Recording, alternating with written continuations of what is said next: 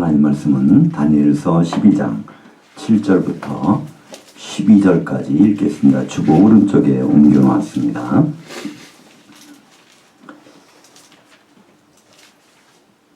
내가 들은즉 그 세마포 옷을 입고 강물 위쪽에 있는 자가 자기 좌우 손을 들어 하늘을 향하여 영원히 살아계시는 이를 가리켜 맹세하여 이르되 반드시 한때 두때 반때를 지나서 성도의 권세가 다 깨지기까지이니 그렇게 되면 이 모든 일들이 다 이루어지리라 하더라.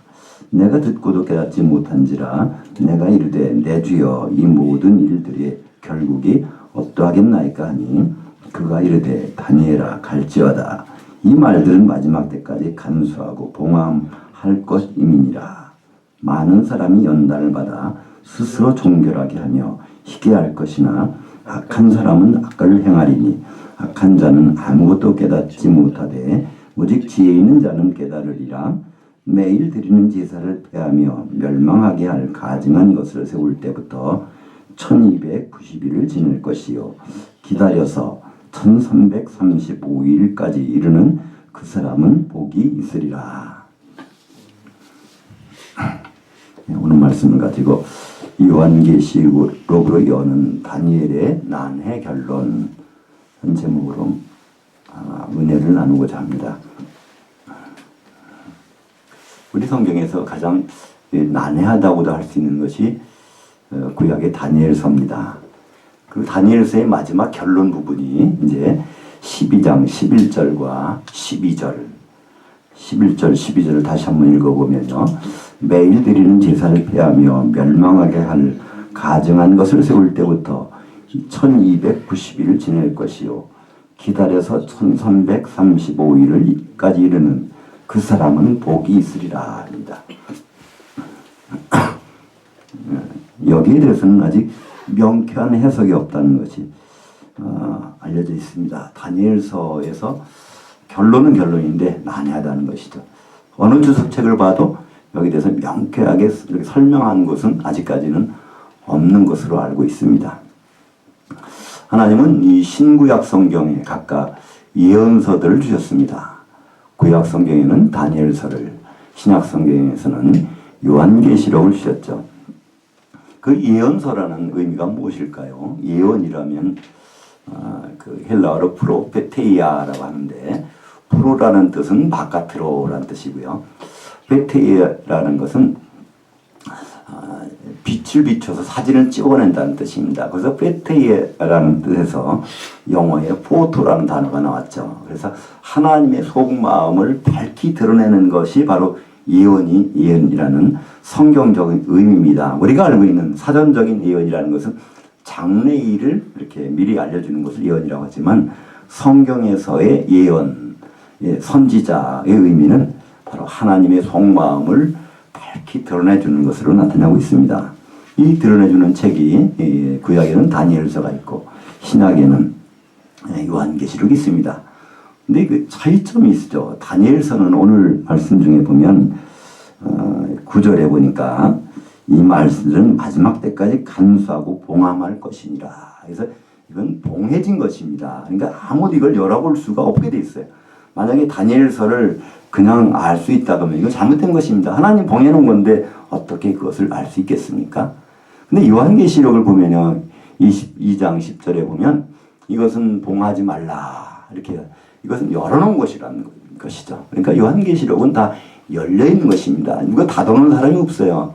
요한계시록에 보면은 2개의 두루마책이 나오는데 큰 두루마리 책은 다 7개 인봉들을 우리 주님이 하나하나 다 열어서 다 보여주십니다. 그리고 요한계시록 10장에 보면 작은 두루마리 책 하나가 또 나와요. 그것을 이제 사도 요한이 먹게 하시고 그것을 가지고 예언하게 하셨는데 그 예언한 그것을 봉하지 말라는 거예요. 이렇게 말씀하셨어요. 그렇기 때문에 다니엘서와 요한계시록에는 다 예언은 같은 예언이지만 다니엘서의 예언은 봉함된 예언이고 요한계시록의 예언은 이것은 다 열어놓으신 예언이라는 뜻입니다. 사람들은 다니엘서가 참 어렵다고 그래요. 그 맞습니다. 하나님이 닫아놓으신 것을 누가 쉽게 풀 수 있겠습니까? 하지만 요한계시록은 열려 있습니다. 그렇기 때문에 다니엘서도 하나님께서 주신 말씀이고 요한계시록도 하나님께서 주신 말씀이라고 하면 그러면 요한계시록 열려있는 말씀 가지고 다니엘서를 볼 수 있다는 말입니다. 오늘 말씀 중에 보면 이제 7절에 거기 한 분이 등장합니다. 세마포 옷을 입고 강물 위에 서서 있는 분이 나와요. 근데 이분의 특징은 맹세하면서 말씀하시는 분이에요. 그래서 여기서 하나의 힌트를 얻을 수 있습니다. 예수님이 오셔서 말씀하시기를 마태복음 5장에 너희들은 도대체 맹세하지 말지라. 사람은 맹세를 할 수가 없는 존재라는 거예요. 하나님밖에는.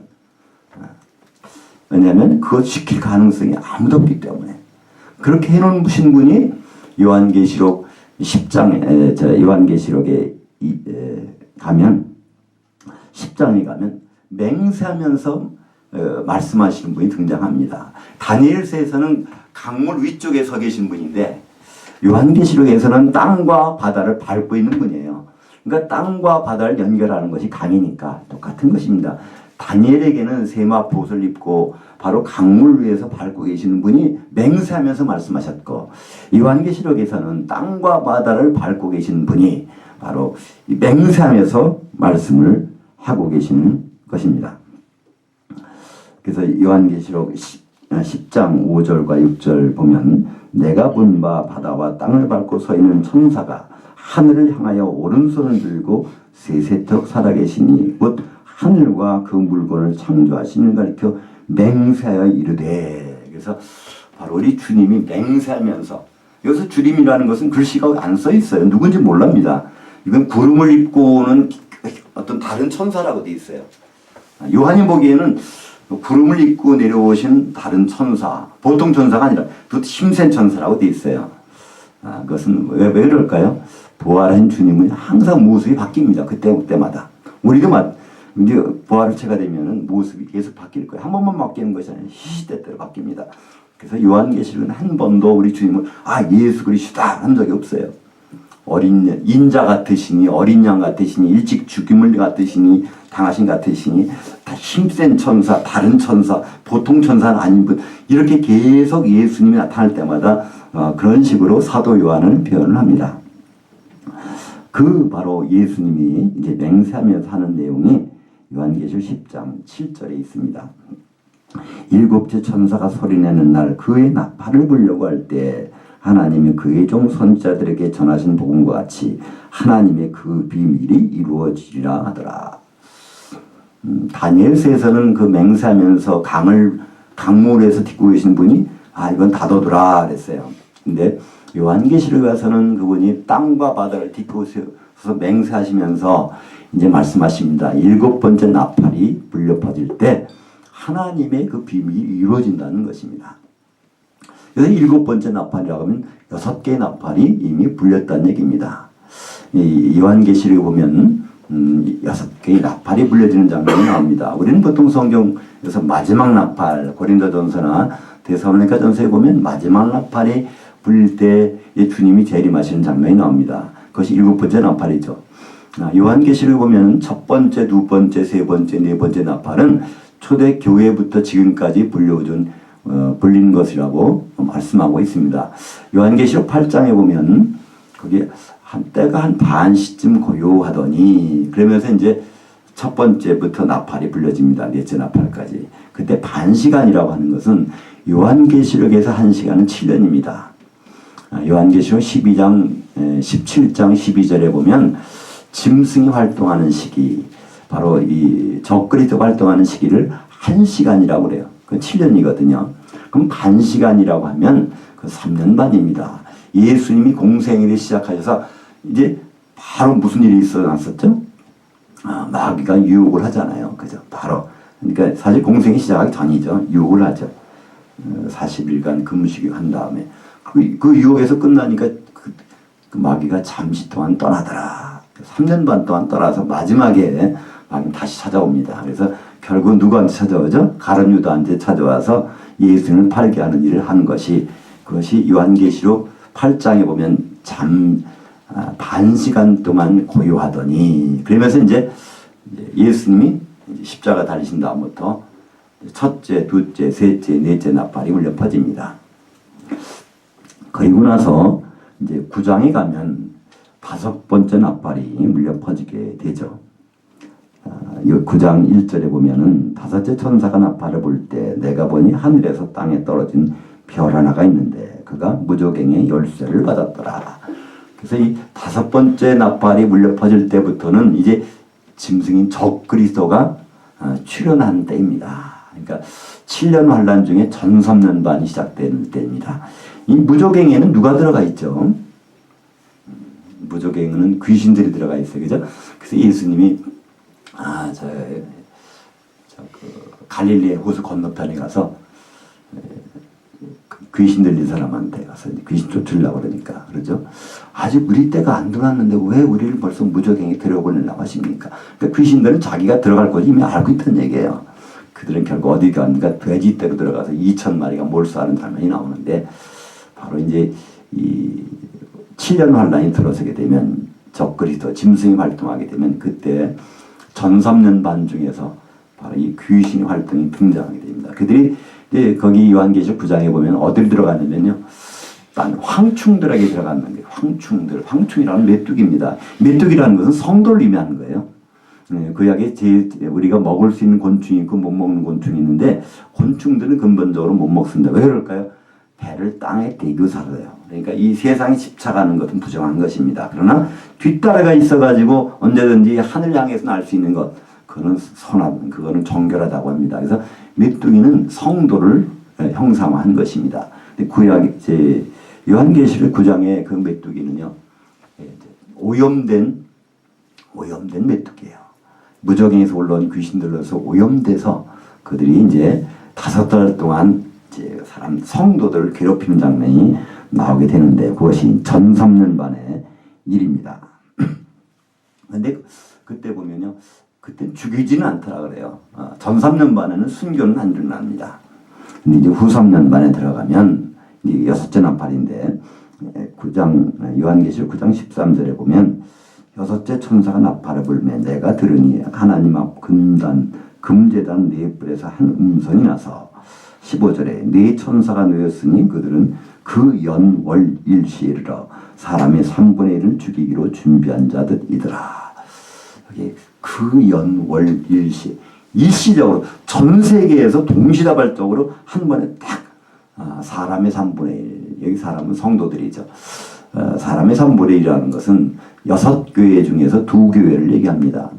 그러니까 요한계시록에 나오는 7교회 중에서 빌라델피아 교회는요 시험에 1시간 그걸 다 면해주겠다고 되어 있어요. 그러니까 6교회만 시험과 관련되는데 그것을 2교회씩 짝져서 하면은 3분의 1, 3분의 1, 3분의 1 나옵니다. 그래서 이 2교회가 일시에 순교당하는 장면이 나오고 그리고 이제 그 2교회는 이제 에베소 교회하고 라오디게아 교회입니다.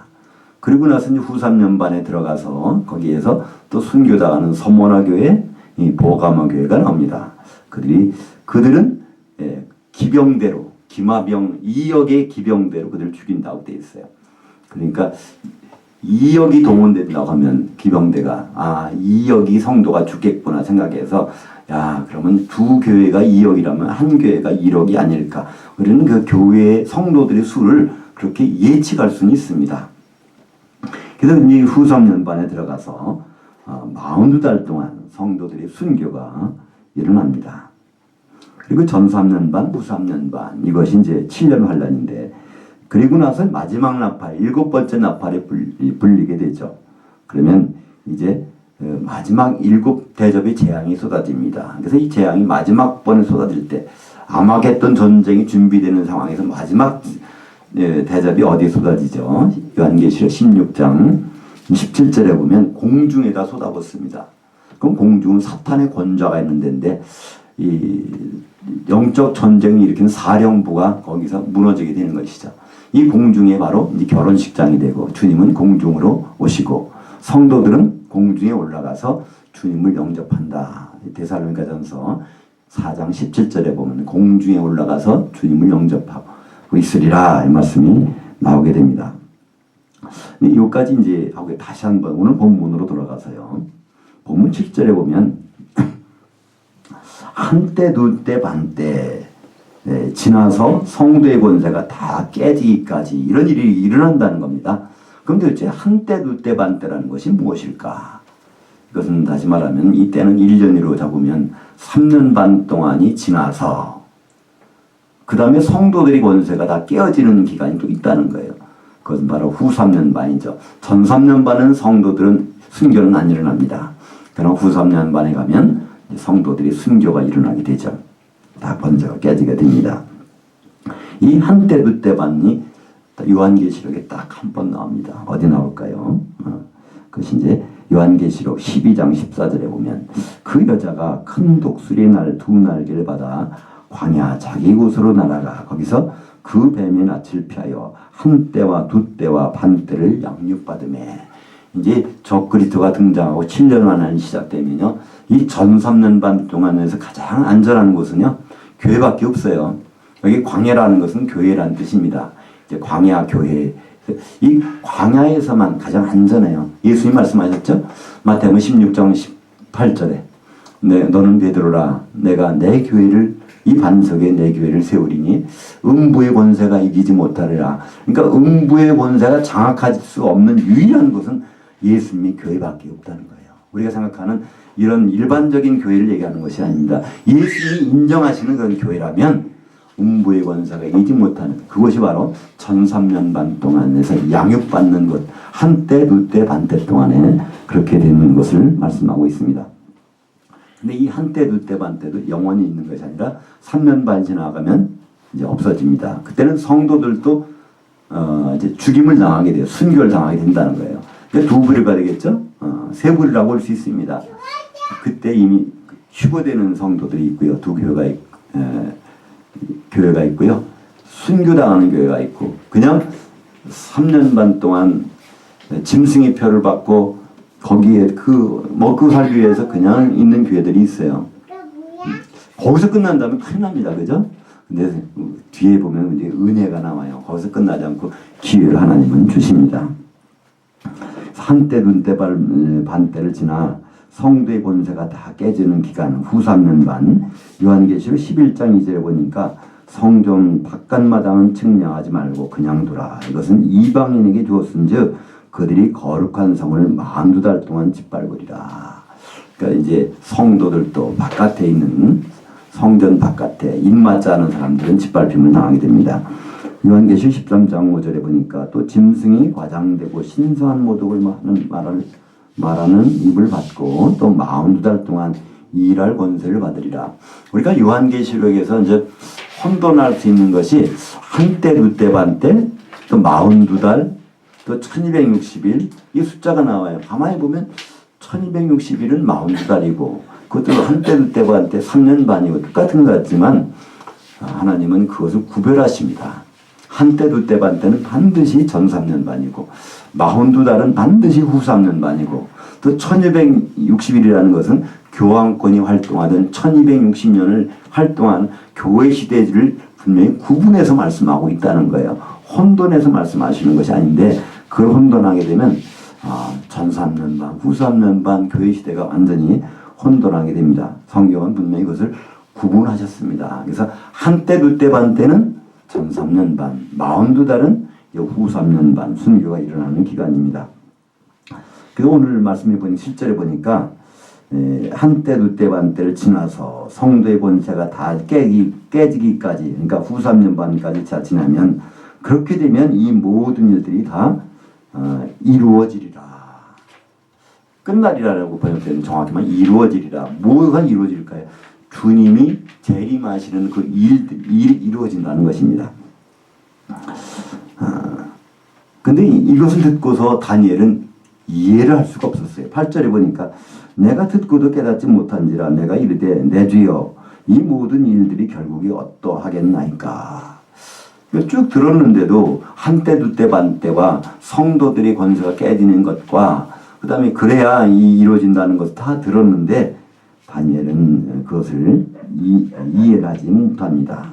그래서 질문을 해서 거기에 대한 답변이, 최종 답변이 오늘 본문 중에서 다니엘서 12장 11절과 12절입니다.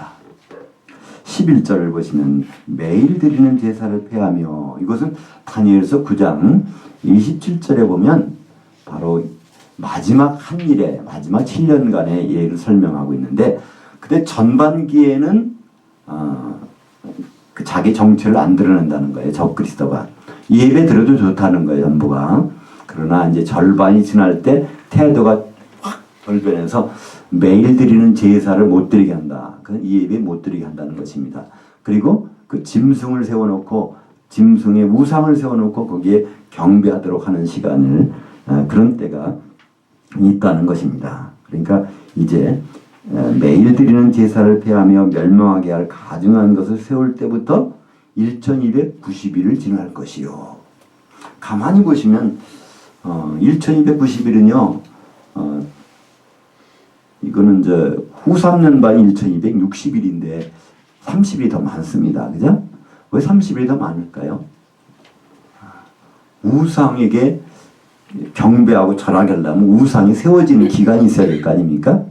그래서 우상이 세워지는 기간을 우리는 한 달이라고 볼 수가 있어요. 한 달 동안 우상이 건축이 될 겁니다. 성전 한가운데든지 어디든지 간에 건축이 되고, 그것을 우상 건축이 딱 끝나면 그 다음에는 그 짐승이나 우상에게 경배하고 표를 받는 일, 666표가 나오게 되죠. 그걸 받은 사람만이 살아남을 수가 있습니다. 그래서 1290일이라는 것은요, 후 3년 반인 1260일 바로 전에 우상이 세워지는 30일간을 포함해서, 그래서 1290일이 되는 것이고, 1290일이 끝나면 후 3년 반이 끝나는 것입니다. 그러니까 전 3년 반 마지막 30일이 사실은 거기 포함되는 것이죠. 그러니까 전 3년 반과 후 3년 반 합해서 이것이 끝나게 되는 것이죠. 근데 후 3년 반이 끝났다고 해서 주님이 바로 오시는 것이 아니에요. 그게 바로 은혜입니다. 왜냐하면 짐승이나 우상에게 경배하고 지냈던 사람들이 있을 거 아니에요. 본이든 아니든 간에 후 3년 반에 순교당하지 않았다면, 그때까지 살아있다면, 먹고 살고 있다면 그건 분명하게 666표를 받았을 것입니다. 그들에게 회개할 하나님 기회를 주시는 거예요. 요한계시록의 2장과 3장에 보면 7개 교회의 운명을 말씀하고 계십니다. 그래서 이런 운명을 가진 교회에 대해서 쭉 설명하신 다음에 이제 교회의 모든 내용을 이제 마감하시는데, 그 다음은 중요한 것이 있어요. 두아드라 교회하고 사대 교회는요, 이 이제 후 3년 반 기간 동안에 살아있는 교회예요. 죽음을 당하지 않는 교회예요. 그걸 어떻게 알 수 있죠? 두아드라 교회 하신 말씀들 보면요, 내게 있는 것 꼭 붙잡고 있어. 내가 할 때까지. 그러니까 육안으로 주님 보는 교회라는 걸 알 수 있어요. 그래서 사대 교회는 어떻게 알 수 있죠? 내가 도적같이 너에게 임할 거니까 좀 깨어 있어야 돼. 그러니까 이 두 교회는 죽었다거나 순교했다거나 들림받았겠다거나 그런 교회라면 그런 부탁을 할 필요가 없지 않습니까? 그래서 이 두 교회, 두아드라 교회하고 사대 교회는 하나님 주님이 특별하게 말씀하신 부분이 있습니다. 요한계시록 2장 21절에 보니까, 또 내가 그녀에게 회개할 기회를 주었으되 자기의 음행을 회개하고자 아니하는도다. 그래서 그녀라는 것은 이세벨이라고 하는 음녀를 얘기합니다. 그러니까 이 교회가 타락을 했다는 거예요. 바로 이 교회는 신랑이 주님이신데 신랑 대신에 다른 것을 넘본다면 그것이 음녀입니다.